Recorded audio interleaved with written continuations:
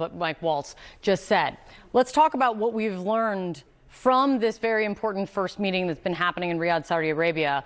Joining us right now is a Democratic senator from Maryland, Chris Van Hollen. He sits on the Foreign Relations Committee. Senator, thank you so much for being here. I mean, Rubio making clear he's not going to really tip his hand or negotiate in public, saying today was about beginning to establish lines of communication once again with Russia, and called it a first step in a long and difficult journey.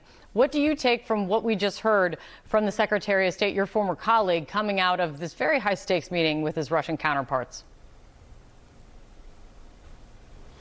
Well, Kate, it's great to be with you, and I think everybody would like to see a negotiated, sustained peace to the war in Ukraine. No one more than the Ukrainian people. I met with President Zelensky at the Munich Security Conference just this weekend, and his point was that Ukraine needs to be at the table. So the big missing party at that meeting in Riyadh was Ukraine. And what we saw in Munich was a series of Trump administration officials essentially trying to bully Ukraine into giving up lots of its natural resources in exchange for continued U.S. support. Not even that, just to pay back the support that we provided, which we provided because of Putin's assault on Ukraine. And as you know, Secretary Rubio can say he doesn't want to negotiate at this point in time, but they began this process with major unilateral concessions to Putin and Russia. That is not how you start a negotiation. That's why President Zelensky and our European allies are so worried at this moment.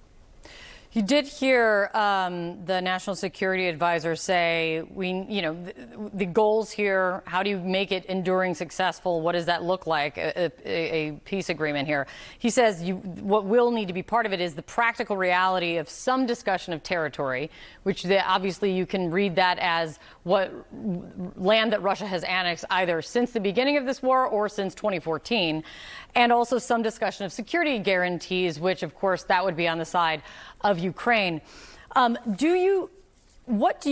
would you like to see be the next step? Marco Rubio has said over the weekend, and also his spokesperson said that they're making clear that Ukraine will be involved. This is not going to be negotiated without Ukraine's involvement. What kind of involvement do you think Ukraine needs to have, or do you think is going to have in this? Well, I think Ukraine needs to be at the table when these negotiations are going on. After all, Putin attacked Ukraine. Ukraine has lost thousands and thousands of its people. And so to even begin a process without including Ukraine is perceived by Ukraine and many around the world as just throwing them under the bus. And can I ask you Kate, really quick I just heard on Secretary that, Senator? Rubio. Mike Sure. Waltz seemed to. His physicality in that interview was kind of dismissive in saying, in responding to a question, that Ukraine has felt left out. He said something to the effect of this talk of that we haven't been consulted. They have been consulted from the very beginning. It seems to be maybe a different view, or trying to downplay that Ukraine is being left out, seeming to have a different viewpoint on what being at the table looks like from their view. Well, I'm just repeating what I understood President Zelensky to say. I think he's in a better position to explain the position of the people of Ukraine than Mike Waltz.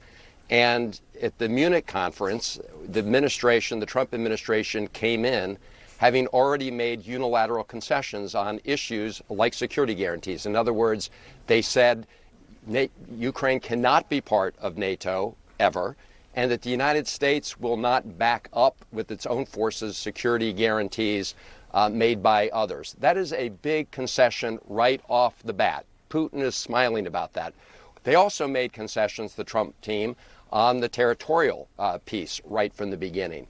So they can say all they want right now, but what they did in Munich with President Zelensky was primarily to bully them, right? The Secretary of Treasury handed him a piece of paper that essentially required Ukraine to hand over about 50% of its mineral reserves to the United States simply in payment of the support that we've already given, which we've given because they were a democratic country attacked by Putin and the Russian forces. I mean, can you imagine FDR in the middle of World War II saying to Churchill, you know, we're not going to continue to help you until you turn over half of your coal and mineral reserves.